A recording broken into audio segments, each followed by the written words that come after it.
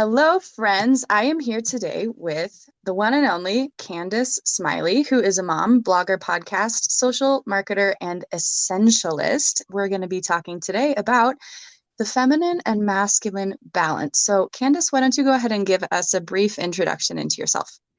Absolutely. Well, thank you so much for having me as a guest on your show, Rachel. I'm super excited to be here. Yeah, I am first and foremost a mom. I'm actually a new mom at time of recording. I have a 4-week-old who's currently Mm, snoozing, so that's awesome. Mom gets some me time. Congratulations. Thank you. It's certainly a huge joy in my life to be able to, do what I love and say, that I'm first and foremost a mom. And Mm, then, yeah, I work online, which is awesome, and that gives me the freedom to do a lot of traveling, gives me freedom to, connect with amazing people and share my story. And I'm really about collaboration. I think it's just a really powerful thing. I started my career as an event planner, and I can't seem to get away from, the want to connect and to, collaborate on amazing ideas. So again, thanks so much for having me on your show today. And I'm excited to chat. yes, absolutely. Collaboration is it makes life fun, and I think it makes the business world certainly Yeah. go round. So, yeah, so in your bio and what I was reading about you, you have gone through so many things in your life, and what stood out to me was this interest that you had in the feminine and masculine balance. Mhm. For me personally, coming from more of a mindset background in my coaching space, this idea of the feminine and the masculine balance usually falls into the quote unquote spiritual category, if you will. And so for those of us that started out in more of that mindset based place, can you give us a little overview of the definition of what that feminine masculine balance would be? Yeah, for sure. So for me, I grew up like most people do. I didn't necessarily have an awareness of, feminine and masculine, balance, right? I knew I was a girl, right? That sort of thing. I was told I should be a good girl. Mm. I grew up being a very nice girl. And, I'm really into the meanings of words. I think we create our world with our word. And that's more than just your internal talk, right? But that's certainly where it starts. And so, if you start looking up the etymology of some words that you might be using to define yourself, say, for example, the word like nice. And there was an Mhm. amazing saying in my family that I really, really love, but I've had to sort of shift as I've, sort of expanded my awareness. But the word nice, the etymology of it is actually stupid. And Oh, right? I didn't know it either. And when I became aware of this, it was this huge, like, aha. Because sometimes being yeah. nice means you do stupid things, right? So you're not standing up for yourself, right? A lot of people, to be a nice person means you give the other person or people right of way, and that's not always Wow. standing up for yourself. I love And that. right? I think it's important to share because, I'm raising a daughter who's 6.5, and she's an incredible little human being. And I don't want to raise her to be nice, right? I do want to raise her to be appropriate, but not necessarily a nice girl.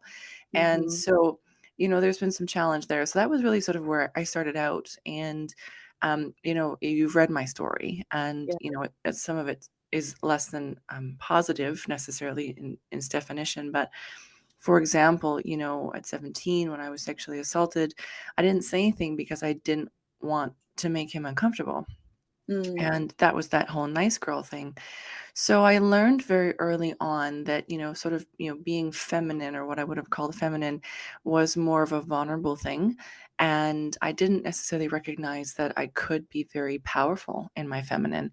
And Mhm. so I learned to be, more the siren side of the feminine, which I think I used very much to distract, certainly men, um, Mhm. but to figure out if they were going to be a safe person, right? And even with some women, right, it was a distraction technique so I could figure out if they were going to be for me or against me. And so just unhealed trauma was really running the show. Mhm. Fast forward, and you've made a comment about the mindset piece, which I think was important because most of the people I learned from, whether it was in sales or whether it was in, business, I dabbled in real estate. Most of my mentors were, I think, almost impossible for me to not, take on some of those more masculine traits, right? Being assertive Yeah. and forward thinking. stubborn, which I always wanted to call determined, but they were sort of very strong traits, very masculine traits. So Mm-hmm. the masculine side of me became highly developed, right? Both from a protection standpoint and from, a business standpoint. Mm-hmm. So fast forward to 2020, and I finally took some time to do some deep healing. And for the people listening, they can check out my full bio and see, some of the reasons for that. I finally felt like I had time, space, and freedom, I guess, to do that. And one of the women I was connected to right away was a feminine balance coach. I'd never heard of such a thing. Yeah. It Right? I was still like, sounds, even like having explored it for a little bit on my own, like I said, this is kind of a new topic for me.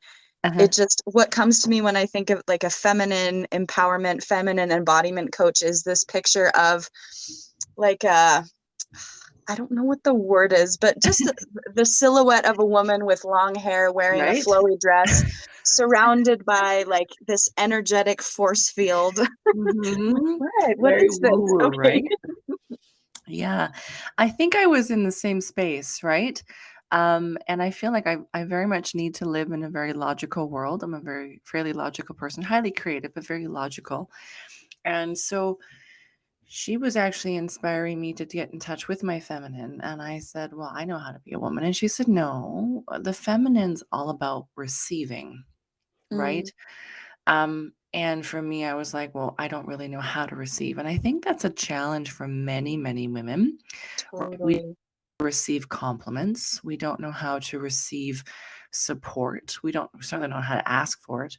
Um, and so I think because we don't want to be perceived as weak, but the opposite I think is true. And this became really like there was almost a full circle lesson for me, right? Because I just welcomed a brand new baby into the world. And of course, that's something that only a woman can do, right? Mm, Biology. And there's a feminine aspect to it, but it's an incredible amount of strength, right? Like it's not like you don't, like it's a game changer. yeah. And you know what to do, and it's not like you don't work for it. And we come out the other side feeling incredibly victorious, incredibly empowered. And so for me, it was almost like, oh, that's true, right? The feminine isn't weak. Is actually the feminine is incredibly able to, mold. She's incredibly able to step up when she needs to. She feels like there's nothing left in the tank and she can deliver, Mm-hmm. right? Mm-hmm. And so these sorts of things started to play out in my mind. And I realized that the masculine way I was choosing to operate was very push energy. It was very Yes. forward. It was not receiving. And I started to explore this concept about, can I receive? Right? When someone says, you did well today, I can say, thank you. Right? Can I really acknowledge that? Look someone in the eye and accept a compliment. You should try this, Rachel. Like when I started hearing a compliment, I would immediately want to blow it off, right? Feel Mm, uncomfortable, but I would lean into it over Zoom, or it doesn't really matter. And, look them in the eye and say, thank you. And it was amazing. You should see what it does for the other person. They light mm, up when you receive mm. their gift of a compliment. I And so love that. that's really where it comes from, is this idea of, can I receive, rather than being, pushy, whether it's in my business or otherwise. Because this feminine balance coach, she has certainly a very light feminine air, like you were talking about, but she's also an incredible businesswoman. Like no nonsense, do not mess with her. And what she said to me was, when she started to live and breathe and operate from her feminine, so embrace the fact that she was a woman, thought differently than men, operate differently than men, just embrace the difference. Um, Mm-hmm. she said that people started to trust her differently. Mm, And I was like, well, that actually makes sense because we are women. And so if we come into a conversation, right, and we know that so much of communication is nonverbal, and we pretend to be something that we're not, inherently the subconscious of the other person is like, well, are you a woman or aren't you a woman? Right? mm-hmm. Mm-hmm. And so I've been embracing that. And what I've been finding is that people respond to the more vulnerable, the more gentle. Nobody's called me weak yet, to be honest. In fact, I feel way more in dealing with it, and I've been able to soften to strengthen. I've been able to run into things where normally I would feel an incredible amount of anxiety and a need to push forward and make change and do Mhm. something different. Mhm. And rather than immediately lean into the do, which is a masculine energy, I'll lean back into the receive and go, what could I do? What would be the most effective to do? Do I need to do anything or can I just receive it for what it is? Right? Does it need Oh action my right gosh, now? I have chills like everywhere as you're speaking. This is such a huge thing.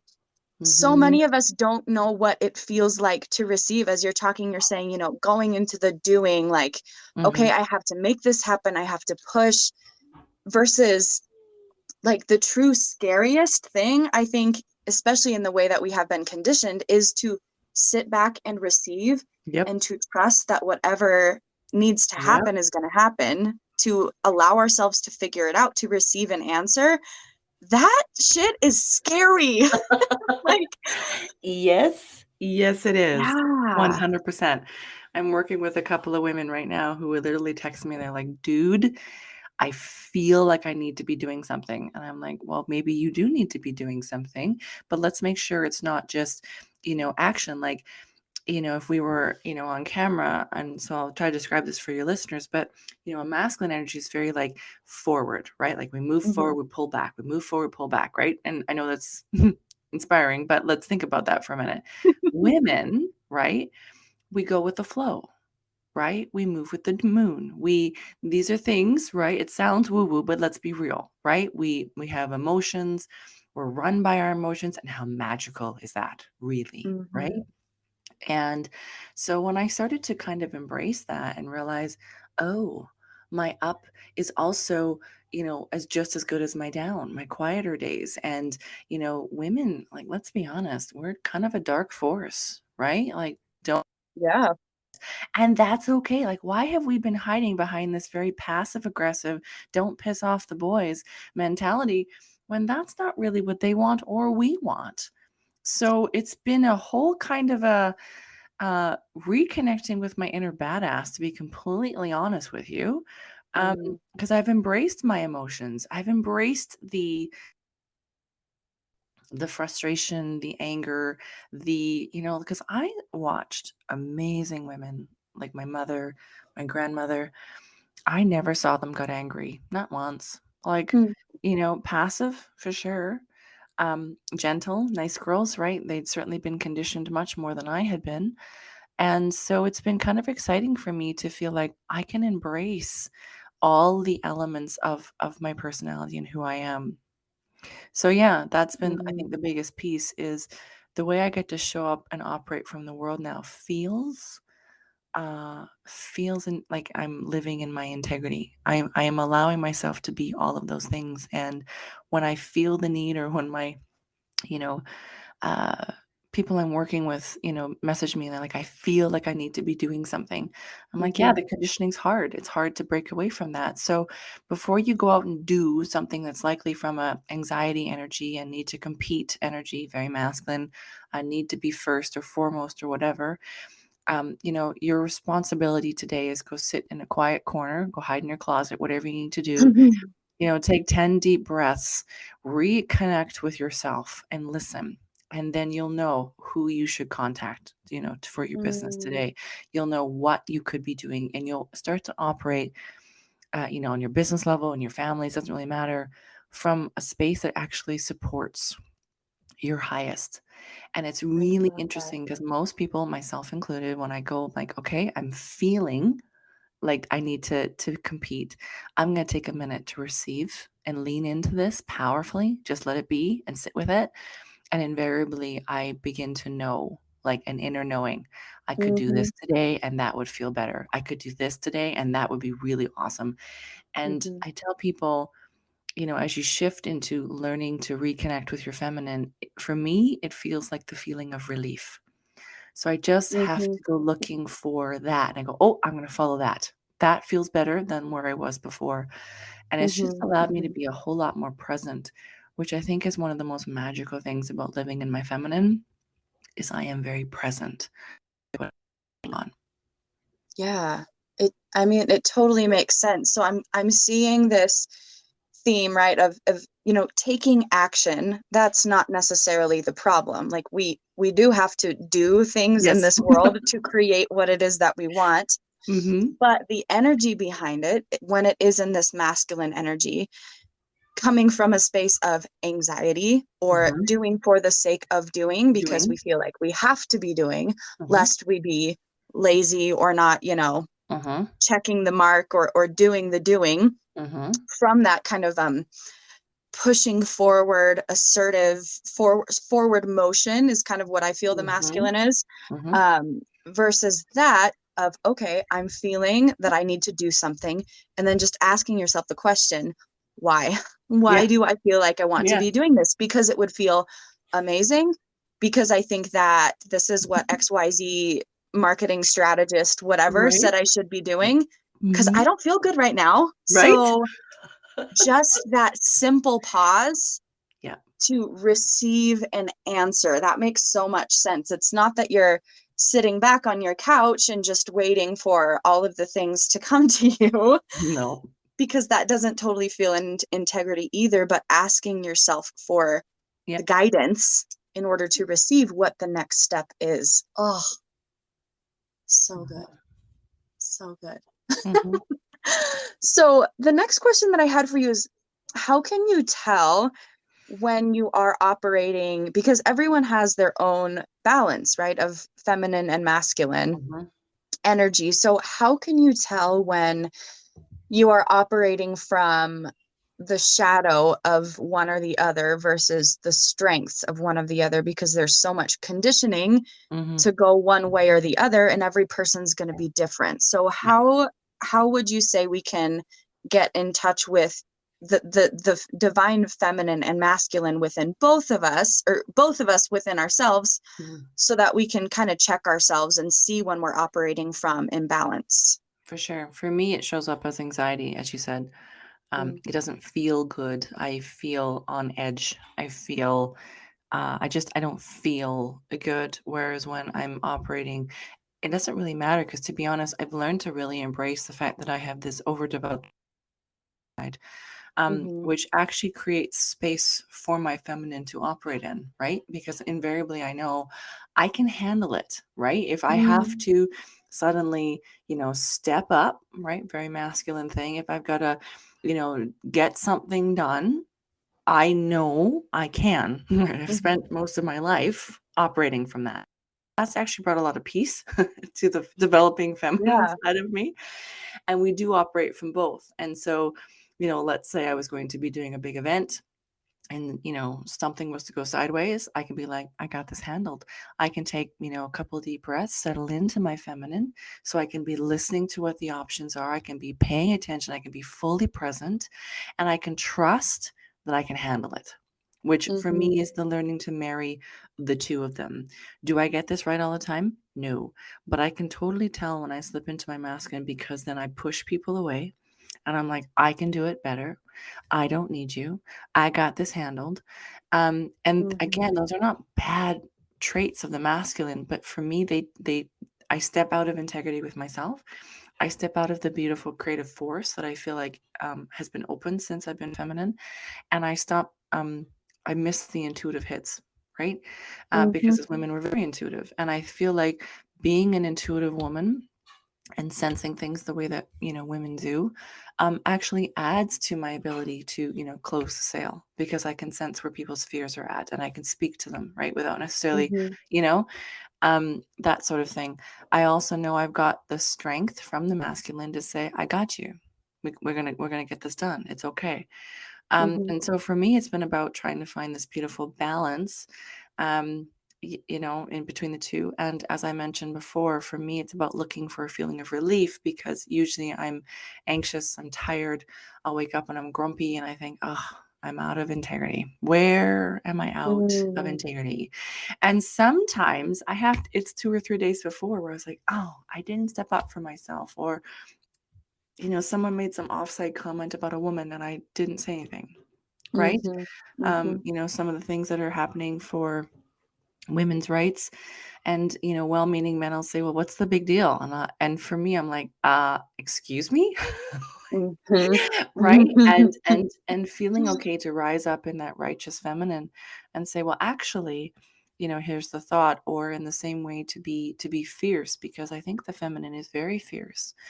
And, so also standing up for women who are like, well, I guess in terms of, we are all different, but for me, it feels like relief and anxiety begins to go away. And I feel myself sort of returning to Mm, the present moment. And I'm not in the future and I'm not in the past. I'm just right here, right now, dealing with whatever it is. yeah. Super present Mm-hmm. and not engaging in that like nice girl behavior. That's such a game changer. I can now just replace nice with stupid every time I think about, oh yeah, that's nice. What that really means Right? is that stupid. Let's not go there. Let's not go there. That's so good. Okay, so then what do you think are some of the things in society that have damaged this fierce feminine slash Mm. given off the idea that like being feminine means being weak? Well, let me first say I have a ton of respect for men, but I think we've had a very masculine leaning world for a very long time. Hmm. And we've just lost touch with sort of the beautiful elements of the feminine. And we're not going to go into all of that, but I think that's part of it. There's a huge amount of conditioning that we come up against. I think it's an awareness, right, in terms of leaning into the magic of the maternal. And I heard someone, I don't even remember where it was, but like for example, when we're children, we spend a large part of our childhood playing with both, right? So boys play with girls and girls play with boys, and it's all good. And then we hit this adolescence phase and we separate, right? For Hmm. lots of reasons. But then when we try to come back together again, right? Later on in our, when we're starting to become young adults, we have zero idea how to relate to the other side. Hmm. And our differences are not necessarily celebrated. So I can remember, hearing about these books that were written for men on how to understand women, and these books that were written by women to understand men. And I was like, well, I don't need to read a book to understand me because I am me, right? I can Hmm. go internally, but I was fascinated to know what the other side was saying about me. Does that make sense? And so my Yeah. desire for this whole feminine masculine balance started early. And so if I found a book, I was reading it. And some of them turned me right off to the whole concept. And I was like, you don't know what you're talking about. You were out to lunch, or these are very different women than me. Yeah. Um, And but so some these were books written by men about Mhm. women? Yes, Oh, yes, right? interesting. Okay. And I mean, we've all Super heard. credible. Yeah, exactly. Well, and to that end, think about even something as beautifully divinely feminine as birthing a child. Mm, Most of the science and the research and I'm going to say that very carefully, most of the beliefs that we hold, especially in the Western world, come from a book written by a man. And mhm, every time I talk about it, I just get a little peeved because I'm like, what the F do you know about delivering a child? mm. Even if you attended thousands of them, have you physically done this? Okay, then you have no idea. Right. And it's sort of it's been a pushing away from, you know, the deep inner knowing and, right down to, having just gone through this and sharing with a masculine partner who is reading some daddy books written by men. So that's awesome, right? That's their perspective. Mhm, But me having to a couple of times gently say, I get that that was a book and I'm sure it was well researched and I'm sure there's some science to back it up and I'm not discrediting that. I also want to just sort of step into my feminine here in this moment and say, we can also trust the deep divine inner knowing of my feminine. Trust me to know my own body. Trust me, mm, right? mm, And so that's an interesting space to be in, right? Then we start to get into the flowy woman space. But can we create and hold space for both of those things? Yeah, mm, so I think that part of it happened is that we don't really prep our young people to know that there's a difference. We know that there's, men are from Mars and women are from Venus, right? To Yeah. coin the phrase. But do we actually have conversations around the differences in a way that is beautiful and empowering to both sides? I can only I love imagine, that. right? Seriously, if I had been 17 and somebody had lovingly, beautifully empowered me to understand, not from well, that's boys and he's just all hormones, right? What if I Mhm. had been empowered to know, what a man could be and what was appropriate and what wasn't, and how I could support, his masculinity, right? And understanding it. Mhm. And he'd been shared about, how I'm feminine and like, does that make sense? And it's not necessarily that, Yeah. we're weak. Like, it's got to come from a powerful place. And I don't even necessarily know how to communicate that at this point or how we make that shift. But I Mhm. know that for me, um, there's a lot to it. And we've gotten away from the family. We've gotten away from those things, right? Like, men used to work in the fields with their dads. And so they learned about being a man from another man. Well, when does that Mhm. happen now? Right? Daddies are gone and they learn about being a man from their video games and right. So I Mhm. think it's a very big challenge that we just need to gently start having a conversation to empower. And as I've been having conversations with men about this, I've been saying, like, look, I'm cool to go to this side of the feminine and say, hey, ladies, this is what men are struggling with right now. This is the challenges. And this is how I see us standing in our beautiful feminine power and empowering them. And Mm. but I said on the same side, I need to know that you guys are going to be stepping up when some guy makes some rude comment and you say offside. And I said, so far, I'm not seeing a ton of men say, hey, offside. And so that's where we as women have had to really step into our masculine because we have to defend ourselves. So Yeah. I think it's going to be a few years as we shift, and hopefully we can find better balance than we've had. Mhm. Yeah, and I think it happens one conversation at a time as well, Mhm. right? Is starting with understanding in ourselves what is the beautiful, beautiful part of being feminine within me, Mhm. and what is the beautiful, beautiful masculine part as well, and Mhm. seeing that it shouldn't be this polarizing thing about like, okay, men will be men, or Mhm. this one Mhm. song that says boys will be boys but girls will be women, and Mhm. having it be kind of this, okay, well, women that are feminists are just like man haters, Mhm. versus no, like we really are here to be working together, like we Yes. want to advocate for ourselves, Yes. and that's what we will be doing. We will be Mhm. advocating for ourselves because our perspective is like freaking magical.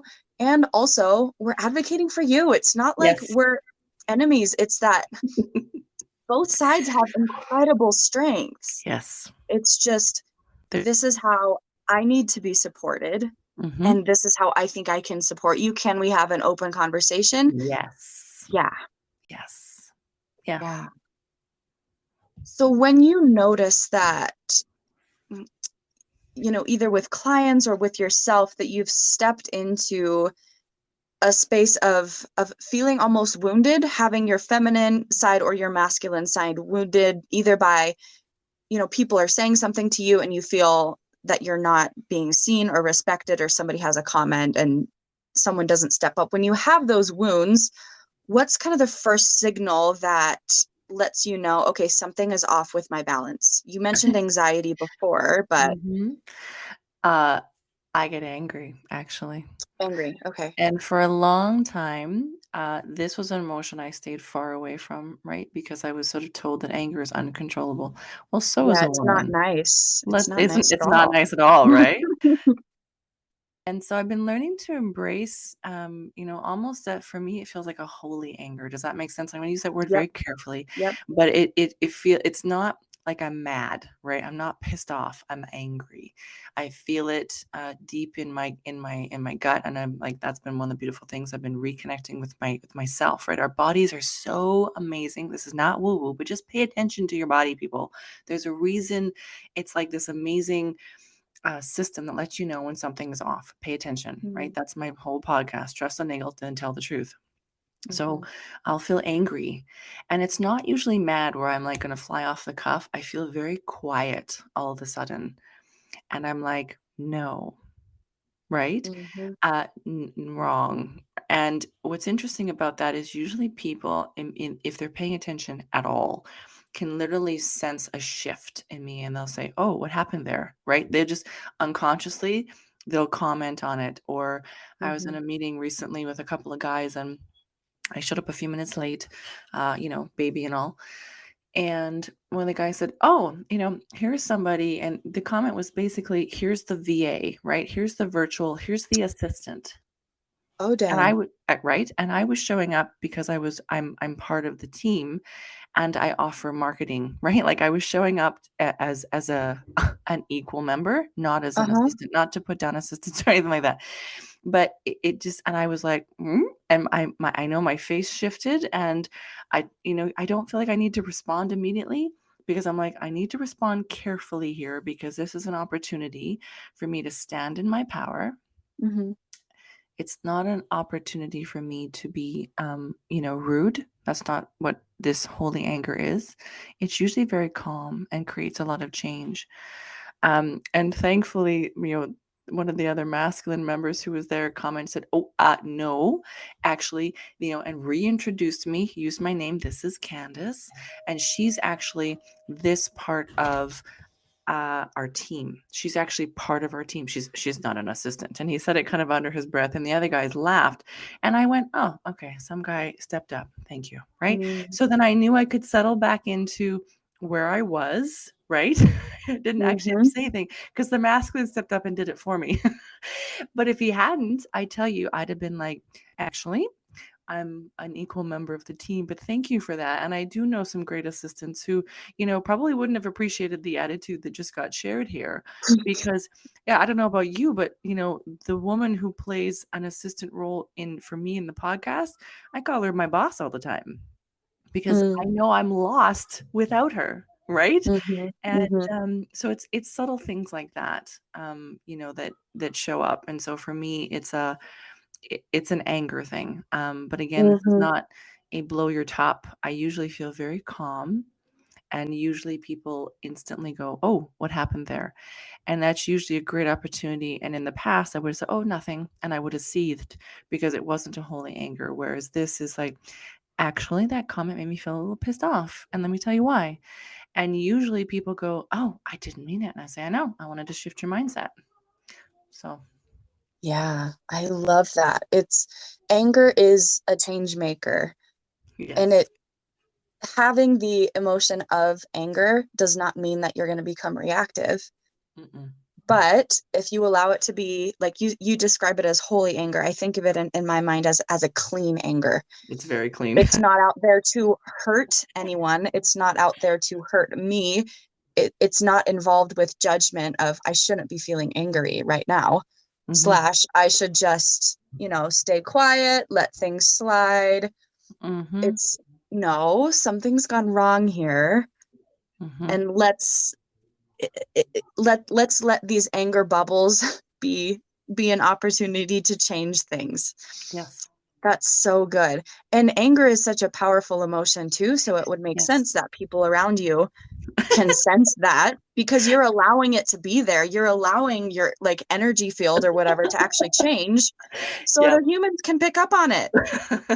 And they usually do. And Mhm. oftentimes people say, "Oh, Kat, there's a shift there, Ken. Do you want to talk about what just happened there?"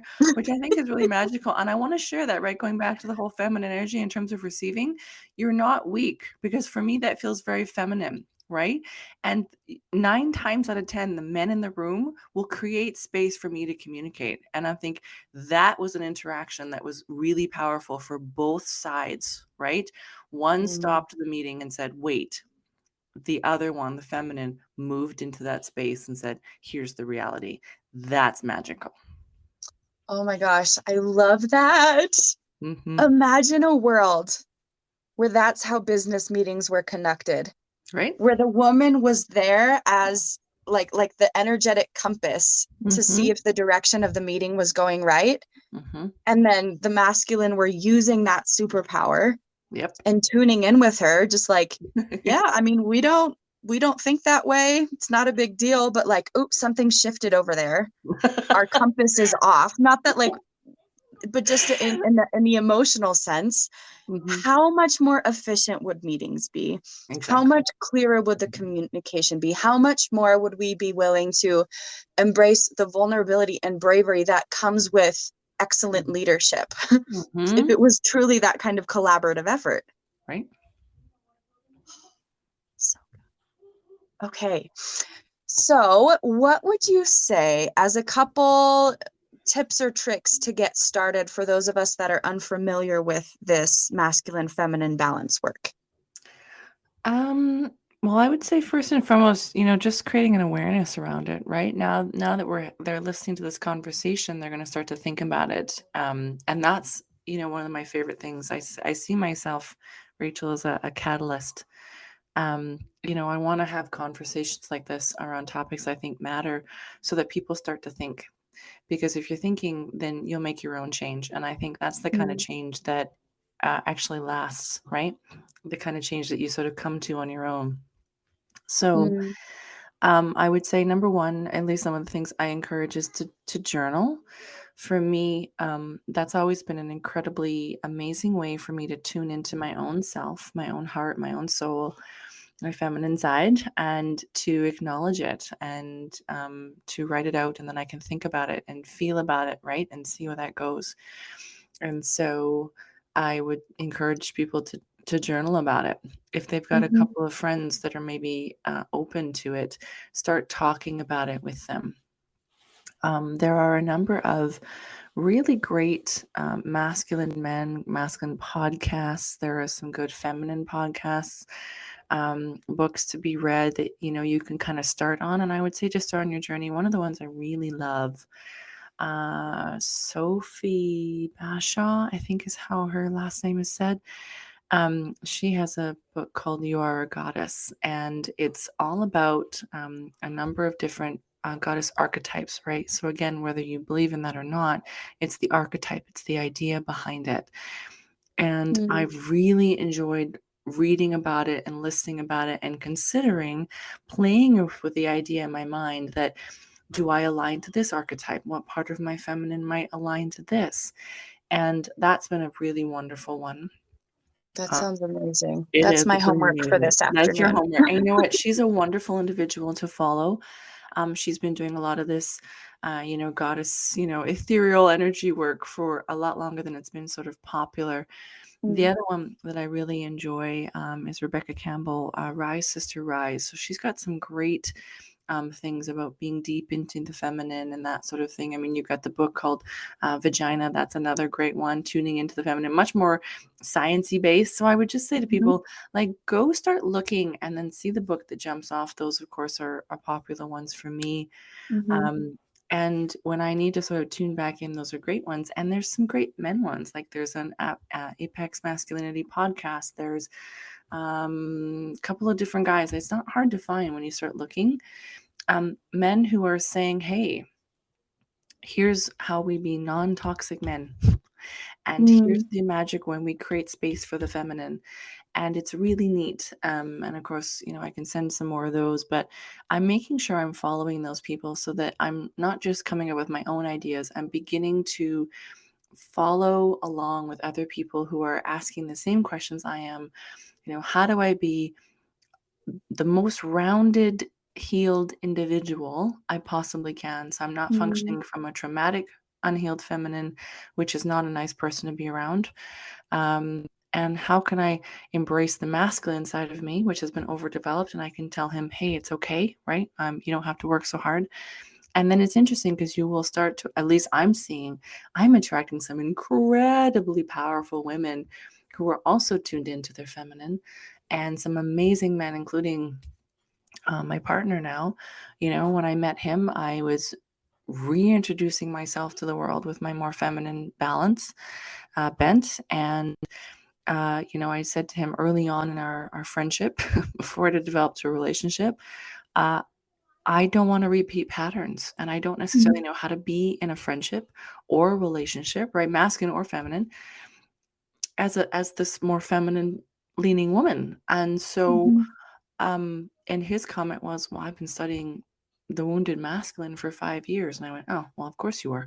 Right? And so again, right? Like, I was able How to perfect is oh my that? gosh, it really brought a smile, and, we've continued a lot of that work, together, right? And there's a ton of books on it, and it's really quite wonderful once you start to dive into that. But I guess once again, saying to the women, like, you will receive these people. You can find the men who are doing the work Mhm, when you get in line, because you don't attract what you want, you attract who you are. So get mhm. into your feminine, even just start to get into your feminine, and you'll start attracting different people. I think the biggest blessing, Rachel, in all this is the world no longer feels like a scary place. Mm, Because I think my feminine just sort of has a whole lot more room for allowing, knowing that when I need to move, when it's time to deliver, right? All of those things that are very feminine, that I will be able to, especially if I'm not wasting my beautiful feminine energy on very do things for the sake of doing. And I'm just sort of leaning into my feminine. I will have energy, vivaciousness, ferocity. I'll be who I need to be in that moment. If I yeah. Oh my gosh, that's so beautiful. Yeah, I'll make sure to link up those resources as well for you guys in the show notes. I feel in this moment, just for all of you guys who are listening, like that last spiel that Candace gave, just go back and rewind it and listen to it again. That is so powerful and so sacred and so healing to have that reminder that there are people that are doing this work. There are people that have, come before us and that we can Mhm, learn from in kind of unwinding this tangle of who we really are, of the feminine and the masculine, allowing ourselves to heal the different perspectives of both of those sides and love on those mhm, wounds, and that as we do that we will attract more and more and more mhm. this beautiful sacred healing, just like super grounded energy. I want to stay here all day. So good. That's awesome. Yes. Okay, so I suppose slightly stark transition then into our last question, which is the question that I ask all of my guests. I should have warned you about this, Candace. Sorry, I forgot before the show. That's all right. Bring it on. What is the weirdest thing about you? Oh my goodness. Um, that's a really good question. I mean, my first thought is to say something like, I am unafraid to have these kinds of conversations, or to live in a way that most people just shake their head. And this comes up a lot for me with people, is that I like to think, Rachel. I like to think. I Mm, like being by myself because I want to think. And this often feels weird because I know so many people, well, we don't think, right? We don't actually ask, is this what I really want? Right? mhm, Do I believe this particular thing? I just line up with my values. Is this more feminine or masculine? How can I be more in tune today? How can I be more present? And maybe that's not weird for some people who are living in the personal development world, but it seems to be something that people shake their head at um, mm. a lot of the time. And it's because I guess Questioning reality. What? yeah, I'm not afraid to ask a question. I'm not afraid to be Mm, wrong either. I'll ask a question. I'm like, "What do you think about this?" And people will be like, "Where'd that come from?" I'm like, "I don't know. I've been thinking about it for like 3 months. I'm wondering. Is that mm, ridiculous?" And I think it's part of the reason why I live in a tiny house. I think it's part of the reason why I was willing to engage with a feminine balance coach. I think it was part of the reason why I disappeared into the backcountry woods with my, now partner. And we had really weird conversations when you're walking for 32 kilometers in a day. mm, I guess I want to be very present in life. I want to touch it, feel it, embrace it. And maybe that's mm, weird because I don't know how many other people are actually willing to do that. And mhm, I want to hang out with more of those kinds of people who are like, "Ooh, can we talk about it?" Not because we have to figure it out, not because we may agree on it. I just want to talk about it. I just want to think about mhm. it. and be Just present with it. explore. Yeah. I love that. Oh, so good. Okay, Candace, it has been amazing, amazing, amazing to have you on the show today. Where can the listeners find you?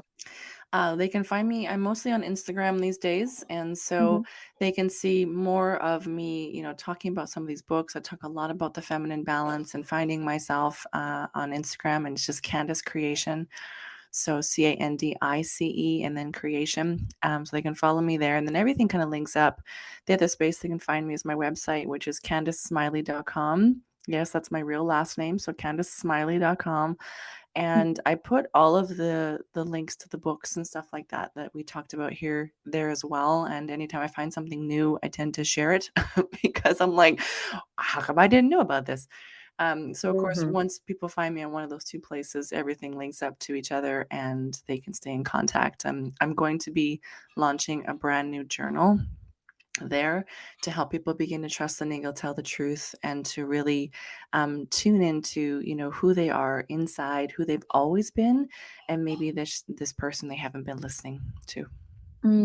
So good. Amazing. Okay, I'll link definitely that up for you in the show notes as well. And have a wonderful Friday, my friends. We'll talk to you soon. Yay! That was Oh my so god. fun, Candace. This was like a life-changing podcast.